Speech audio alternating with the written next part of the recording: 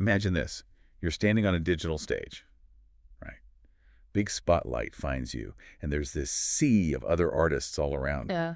You've poured everything, your heart, every single note, every beat, every word into your track. Mm-hmm. And then comes that moment, finding out if your sound, your unique thing, actually cuts through all that noise. It's intense. Not just locally, but against, global talent. Yeah. That rush, that competition, that dream every artist has to be heard, to stand out. That's the world we're diving into today. It's definitely more than just a dream now, isn't it? It's like the reality for so many creators, just putting your creative stuff out there, knowing you're stepping onto this battleground where only the really compelling stuff rises. Exactly. That takes guts and talent, obviously, immense talent. Absolutely. And today, we are taking a deep dive into a really fascinating corner of the music world, Beat Store Upon. Right. This isn't just, another place to upload tracks. It's genuinely established itself. It's got this globally recognized leaderboard challenge. A high-stakes arena. Totally. It transforms it into this place where creativity meets, fierce competition, quantifiable competition. It's like a mini version of the whole indie music scene right now. And our mission for this deep dive, really, is to unpack how that competition works. Like, what makes it so important for artists? What does it tell us about way music is headed? Okay. We're going to put a spotlight on the latest winners, the champions from June 2025. We'll look closely at their tracks, what made them stand out. Yeah, dig into the specifics. Exactly. And while we do that, we'll kind of peel back the layers on that whole dynamic between, let's say, pure artistic expression and that drive to win, to get recognition in today's music world. Attention. Yeah, that tension. It's a balance artists are constantly trying to strike every single day. For sure. We're going to connect the dots, right? Link the details of these winners, their tracks, to the bigger picture for creators trying to navigate all this. And for listeners, too. And definitely for listeners like you who are always searching for that next fresh sound. What does it all mean for how music gets made, how we find it, and I guess how we even measure its value now? Let's unpack it. Okay, let's start at the beginning. The foundation. Beat Store Upon itself. Because, getting globally recognized doesn't just happen, especially not in the crowded digital music space. Right. Beat Store Upon that name, it definitely carries weight in the indie scene. So what is the secret sauce? How did it become this globally recognized platform, one of the most famous battlegrounds? That's a bold claim. It is bold, but I think it's earned. Achieving that kind of recognition, it means getting several things right. First, you need tools that are super intuitive, really accessible for creators. Makes sense. Think about it. Someone in their bedroom, anywhere, needs to be able to make, upload present quality audio without needing, $1 million studio or PhD in audio engineering. Ease of use is key. Okay. Second, and just as vital, you've got to build a community, a really vibrant, active one, not just passive listening. Interaction. Yeah, artists connecting, collaborating, giving feedback, building actual relationships. That spirit, it's crucial for growth. Right. And third, this is where the battleground bit comes in. You need a really compelling reason for artists to compete, to show off their absolute best work. The leaderboard. Exactly. The leaderboard system says this is where talent gets tested, ranked, and amplified. That combination, it creates this momentum, this flywheel effect that pulls in top talent. So how does that global recognition then translate into getting such a diverse range of artists, like from all over the place? It sounds like it's become a real destination. Well, that recognition acts like a huge magnet. It's this siren song for ambitious artists. It offers the promise of real visibility, a credible way to cut through the noise. For emerging artists, it's that dream of being discovered organically. Without the old gatekeepers. Precisely, without needing the traditional industry nod. And for established artists, it's a way to stay relevant, maybe test out new sounds, connect directly with this engaged audience that's actively looking for new stuff. The platform's reputation for serious competition means artists who show up there are seen as dedicated, serious about their craft. Right, it builds credibility. It does. It's this self-reinforcing loop. Attracts talent, recognition becomes more valuable, attracts even more talent. It fuels this incredibly diverse creative pool. And the source mentions thousands of creators from around the world go head-to-head monthly. That's huge. That's not just a few people playing around. It really is. That scale is profound. It just highlights this immense, almost limitless pool of creativity out there globally. Yeah. and how interconnected music is now. It means the competition in every single genre is genuinely tough, which makes winning even more meaningful. Right. These winners aren't just good. They're like the top performers for that month. Exactly. Often coming from nowhere, you know. And this diversity, geographically, culturally, doesn't just make the competition fierce. It makes the whole platform richer for listeners. True. You find sounds you'd never hear otherwise. Absolutely. It's proof of this democratization of music, this massive global contest thriving completely outside the old industry structures. It's a real shift in power. And speaking of diversity, let's talk genres on BeatStore. It's not just one sound, is it? It's a whole spectrum. Definitely not. 9 major genres listed: hip-hop, rap, trap, freestyle rap, Afrobeat, R&B and soul, instrumentals, reggae, and samples. That covers a lot of ground. It really does, and having that diverse palette is strategically massive. It means BeatStore isn't just some niche thing. Right. It's become this comprehensive ecosystem. It caters to so many artistic expressions, appeals to varied global tastes. Think about it. Hip-hop and rap storytelling versus trap's darker textures. Yeah, very different vibes. Then freestyle's improvisation, Afrobeat's rhythms, R&B's emotion, the building blocks from instrumentals and samples. It all fits together. Right. This breadth creates a dynamic, unpredictable competition. Artists compete where their authentic voice thrives. It keeps the platform on the cutting edge. And I find it super interesting how specific genres like Afrobeat and samples really reflect current global trends. Afrobeat's just exploded everywhere. Oh, absolutely. Having it featured prominently isn't just following a trend.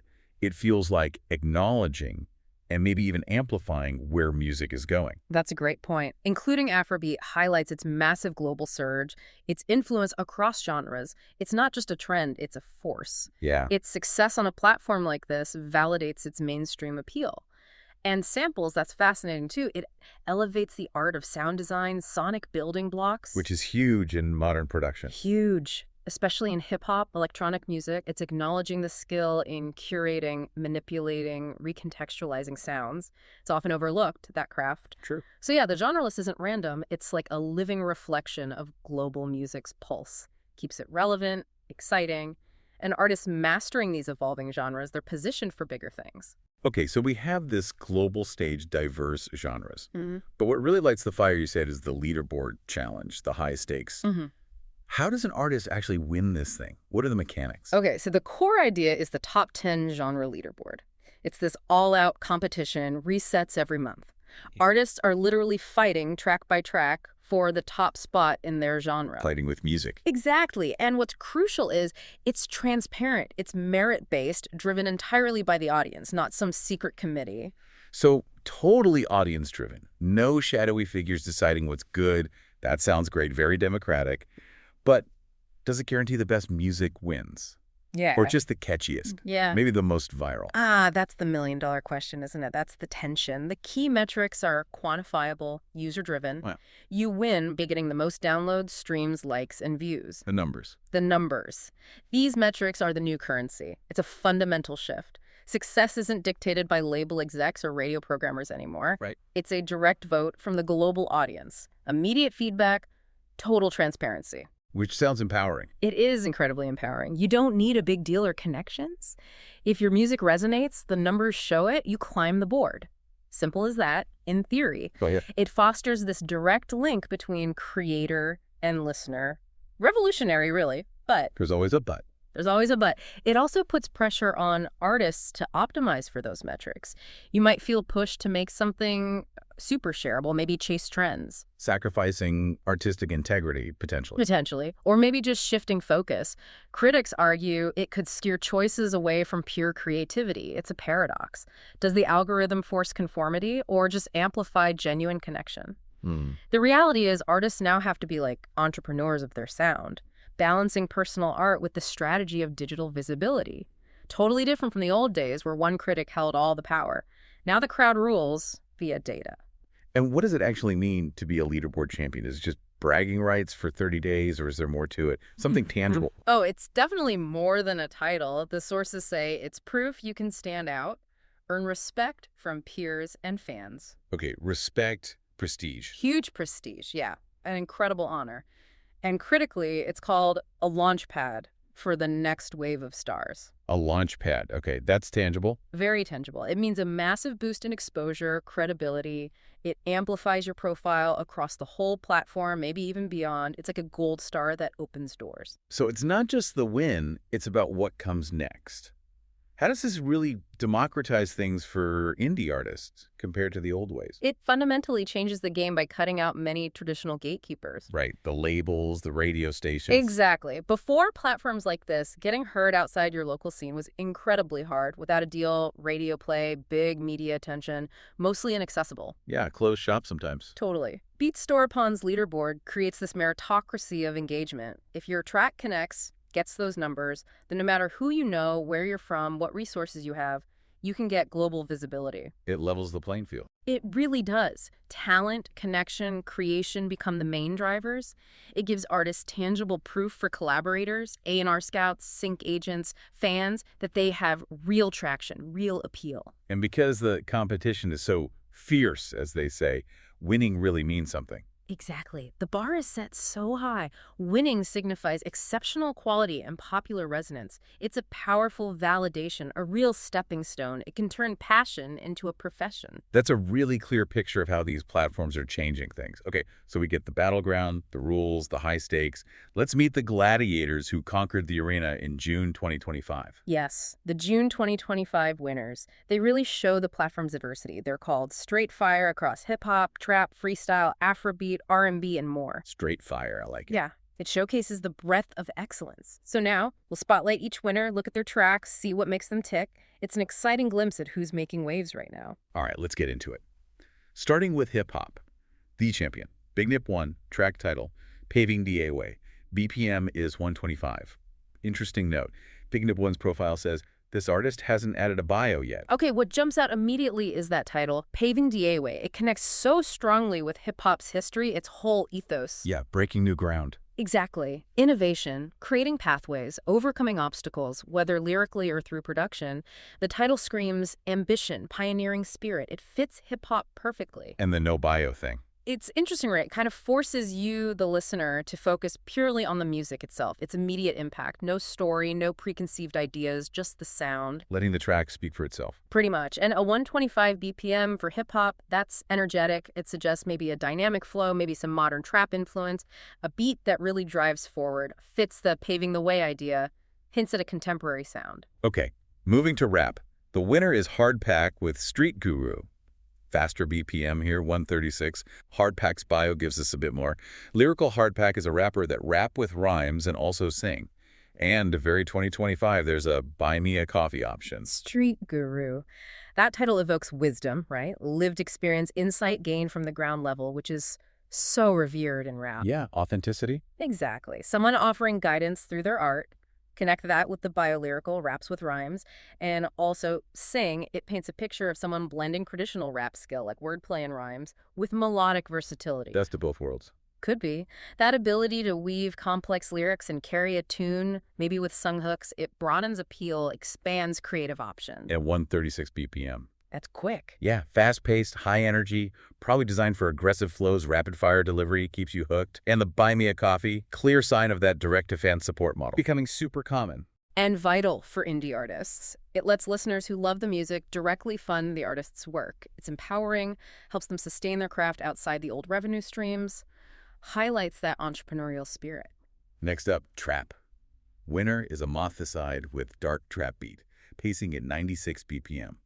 Amothiside's bio is pretty direct. Oramu, a passionate music producer creating beats across all genres with a special vibe for hard trap, drill, and experimental sounds. Open for collabs. Okay, perfect synergy here. Title, Dark Trap Beat, bio focus, hard trap, drill, experimental sounds. It tells you exactly what kind of vibe to expect. No guesswork. None. Trap's known for deep bass, complex hi-hats, often darker moods. Drill is gritty, often aggressive, and experimental signals pushing boundaries. So innovation within the genre. That's what it suggests. And 96 BPM, while maybe slower for some trap, often creates this heavy, powerful groove. Lets the drums and bass really hit hard, authoritative feel. And the open for collabs. Super significant. Especially in trap, which thrives on layers, samples, evolving sounds. It's not just being friendly, it's strategic. Yeah, how so? It shows they understand how modern music works. Beats are canvases for rappers. Experimentation leads to new sounds. Partnerships amplify reach, foster innovation. It highlights that collaborative community aspect of beat making. Cool. Okay. Freestyle rap champion? King Spanky 01 with Spanky training. BPM is 77. King Spanky 01's bio gives a great personal touch. Solomon Ibi Mekaminomoa, also known by my stage name King Spanky. I'm from Bayelsa State, Nigeria, a singer and songwriter. Also has the Buy Me a Coffee. This one really underscores the global reach, doesn't it? King Spanky 01 from Bayelsa State, Nigeria. Talent thriving everywhere, connected by platforms like this. Totally. Music knows no borders. Exactly. And the title Spanky Training is evocative. It suggests focusing on skill, practice, the discipline needed for freestyle. That's not just random words. Definitely not. It's about on-the-spot creativity, sharp lyrics, telling stories spontaneously. The title implies dedication to honing that craft. Maybe it's a raw display of skill. And being a singer and songwriter, too. Adds another layer. Means they can structure narratives, craft melodies, compose full songs, not just freestyle. More versatile, multifaceted. What about the 77 BPM? Seems slow for freestyle. It is slower, grittier maybe, but that can be an advantage. Gives space for complex wordplay, detailed storytelling without rushing, allows for a more intense, maybe thoughtful vibe. Yeah. And again, the Buy Me a Coffee reinforces that direct global support. All right, next up, Afrobeat. Winner is only with Jungle Afrobeat Instrumental, pulsating at 110 BPM. And like Big Nip 1, onlyk's profile just says, this artist hasn't added a bio yet. Jungle Afrobeat Instrumental. That title is super evocative. Instantly makes you think of vibrant rhythms, lush sounds, the complex tapestry of Afrobeat. Like it's a picture. Totally. And Afrobeat, as we said, huge global surge. So its prominence here makes perfect sense. It blends West African traditions with jazz, funk, creates this infectious, danceable sound. And 110 BPM. Very typical for Afrobeat, right in that sweet spot for intricate rhythms, but still groovy, danceable, universally appealing. And again, no bio. Right, like Big Nip 1, it forces focus onto the track itself. Especially for an instrumental, the focus is the sound, the rhythm, how it transports you. The music speaks entirely for itself, pure sonic artistry. Moving into R&B and soul, we have Bless My Hustle by olavibes, a 133 BPM. olavibes' bio is quite detailed. I am a music composer. And the track page adds a lot more. Go on. I write songs inspired by everyday life moments we often overlook. My music is my way of capturing emotions and telling stories. I believe music connects us all. Let me know what you think. Also has the Buy Me a Coffee. Okay, Bless My Hustle. That title resonates deeply in R&B and soul, genres often exploring personal stories, struggles, aspirations. Yeah, the grind, the dream. Exactly. Hustle implies dedication, hard work, resilience. It fits perfectly with olavibes, saying they capture everyday life moments we often overlook. Making the mundane meaningful. Precisely. And the idea that music is their way to capture emotions, tell stories, and the belief that music connects us all, that highlights the personal, introspective, connective power of their art. It's about building bridges through shared experience. And 133 BPM for R&B? That's pretty upbeat. It is. Suggests a modern take, maybe blending with pop or even dance influences. Dynamic and inviting feedback. That reinforces the desire for connection, building community. Okay, instrumentals category. Winner, mellowjonez, track, no decision instrumental, BPM 97, and like a couple others, no bio available. No decision instrumental. Yeah, that is intriguing. Makes you wonder. Right. What does it mean? Could mean a few things. Maybe a free-flowing composition, like no rigid decisions made, the music just unfolded organically. Improvisation, maybe. Or maybe for the listener. Could be. Maybe it's designed to evoke contemplation, open interpretation, no set narrative, just letting the music be. Either way, it really highlights the importance of instrumentals, especially on a platform often focused on beats for rap, that the foundation, the canvas. Setting the mood, the rhythm. Exactly, the whole sonic backdrop. Their prominence here shows they're vital works of art in their own right. And 97 BPM. Steady, mid-tempo groove. Versatile, good for lyrics or just thinking. Next, reggae. We have Zodiac Whine by Raskulex, grooving at 102 BPM. Raskulex's bio is short but sweet. Dancehall, Afrobeat, reggaeton, and yes, Buy Me a Coffee. Zodiac Whine. Title suggests movement. Dancing Wine is a Caribbean dance style reference. Gotcha. Then look at the bio. Dancehall, Afrobeat, reggaeton. That reveals an artist drawing from this rich mix of Caribbean and African sounds. So not just straight reggae. Probably not. It's that global fusion again. Dancehall brings energy, rhythms. Afrobeat brings complex grooves, global appeal. Reggaeton adds that Latin urban flair, the dembo rhythm. A blend? A dynamic blend. Reflects how fluid musical boundaries are now. Raskulex likely offers something rhythmically diverse, culturally rich, super infectious, and 102 BPM. classic reggae tempo. Laid back but driving. Good for dancing or listening deep. And finally, the samples category. Champion. DJ Paradox 2023-60 with The Vibe, BPM 91. This bio is really unique, almost a mission statement. Lay it on me. DJ Paradox 2023-60 B-Boy. Dito D, graffiti artist, Seco1MC, Mizar Sandman, freestyle MC, and written. Wow. Okay, that's profound. DJ Paradox 2023-60 isn't just one artist. They seem to represent this whole multifaceted cultural identity rooted in hip-hop's core pillars. Yeah, it reads like a history lesson. It really does. DJing, b-boying, graffiti, MCing the four elements. It could be a collective or one person deeply embodying all of it. So what about the track title, The Vibe? It's perfect for a sample. Samples are the essence, the raw material, the concentrated vibe that producers use to build new tracks. Oh, got it. So the vibe as a winning sample isn't just sound. It captures the spirit of that diverse artistic background. It's a cultural statement distilled into audio.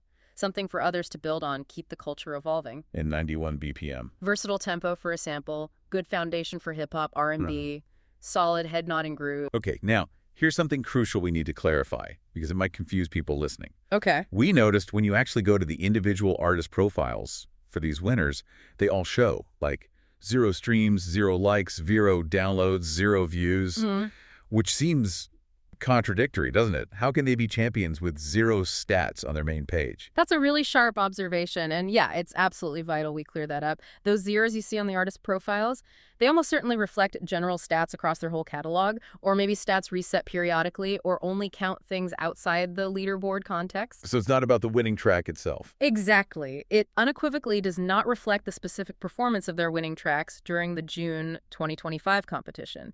It's just a quirk of how some platforms display overall data versus specific performance spikes. Okay, so just to hammer this home for everyone listening, the rule for winning on BeatStore is artists fight for the top spot by racking up the most downloads, streams, likes, and views for that specific track in that month's challenge. Precisely. Those winning tracks we just discussed, Paving Da Way, Street Guru, all of them absolutely, without doubt, achieved huge numbers in those categories to win in June. Their wins are legit. Totally verified and celebrated by the platform. The apparent mismatch just means the general profile stats aren't a real-time reflection of the monthly competition results. Focus on their verified success as champions for that period. It proves their track nailed it with the audience. That's a really important clarification. Don't want anyone thinking these artists didn't earn it based on a profile page quirk. Okay, so we've spotlighted the artists, dissected the tracks, but stepping back, are there any common threads, like a unifying philosophy connecting these creators? Yeah, definitely. If you look at the statements we do have, like from Olavibes, Amothisside, King Spanky 01, there's this recurring theme. Which is? Writing songs inspired by everyday life moments we often overlook, using music to capture emotions and telling stories, believing music connects us all, wanting to share my journey with you. It's this fundamental drive. It's not just about making cool sounds. It's about finding meaning and experience and sharing it, connecting. That's a really powerful idea. But how does that core artistic drive, that desire for connection and storytelling from everyday life, how does that mesh with the super competitive, metrics-focused leaderboard? Is the competition helping that connection, or is it maybe a distraction? That is the central paradox, isn't it? The big challenge for indie artists today. Yeah. You have this deep, almost spiritual need to create, express, connect. But you're in a system that measures success with numbers. Right. Downloads, streams. Yeah, it's a constant push-pull. Yeah. But the competition, viewed a certain way, can actually accelerate that connection. How so? By winning, an artist gets way more visibility. They reach tons more listeners who might then genuinely connect with their message, their stories, their vibe. So the numbers aren't the goal, but the means. For many, I think so. Winning isn't the ultimate end. It's a powerful way to amplify their authentic voice, share their stories more widely than they ever could otherwise, and find that bigger audience. Breaking through the noise. Exactly. Using the system to achieve that deeper connection. The trick is staying authentic while navigating the visibility game. And it's not just about art and winning, right? It's about making a living. We saw those available for hire and buy me a coffee options. Absolutely. That highlights the practical reality. You got to create and find ways to make it sustainable. So available for hire. That's direct professional work. offering skills for custom beats, features, writing, a direct line to paid gigs. And buy me a coffee. That's the micro-patronage model, fans directly supporting the artist financially outside of tiny streaming royalties or sales kits. It's like, love the track, help me make the next one. Super direct, empowers both sides. So BeatStorePond isn't just a stage or a competition, it's also a marketplace for talent. It kind of blurs the lines between art and business. It totally intertwines them, and that's empowering for artists. In the old days, labels controlled everything. Now, platforms like this let artists grab more control. They can express themselves freely, build a community, get recognition through competition, and monetize directly through fan support or services. It's a more artist-centric, decentralized model emerging. The platform gives them the creative outlet and the entrepreneurial tools to thrive. Okay, so we've gone deep into BeatStorePond, the competition, the winners. Now let's hit the so what. Why does this matter to you, the listener, whether you're making music or just loving it? Understanding platforms like this isn't just nice to know anymore. It's crucial for getting the modern music landscape. They are fundamentally reshaping the industry by democratizing creation and distribution.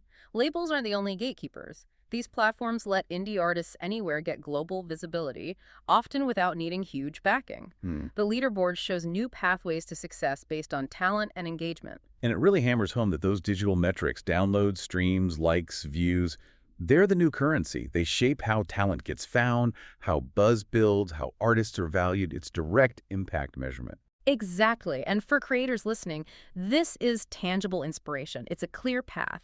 The message from these champions is, want your name up there, get your tracks in, polish your sound, build your profile, engage your audience, climb that leaderboard. It's a blueprint. It really is. Shows that effort, quality, engagement, and embracing competition can lead to recognition in this accessible environment. And for you, the listener, Yeah. what's the takeaway? It means platforms like BeatStorePond are amazing sources for discovering fresh, diverse, global talent. Don't just rely on the big streaming algorithms pushing the usual suspects. Be proactive. Exactly. Explore these leaderboards, find the next big thing yourself, be an early adopter. It's a shortcut to being really well informed about emerging sounds and the artists shaping music's future. So this deep dive helps understand the forces driving new music and the exciting places where artists compete and thrive. Totally. It shows how passion, the right platform, and entrepreneurial spirit and competition can redefine success for artists today. What a journey. We've really dug into BeatStorePond, explored that mix of fierce competition and genuine artistic expression, all seen through these diverse June 2025 winners. It definitely makes you think about how things are changing. The accessibility, the drive to connect, the competition. It's a different world. It really is. And as you go listen to new music, maybe from these platforms, maybe elsewhere, here's something to chew on. What does winning really mean in independent music now? Is it just the numbers, the leaderboard title? Or is it maybe something quieter, more powerful, just sharing your authentic vibe, connecting with people like these artists try to do, inspired by those everyday moments all around us?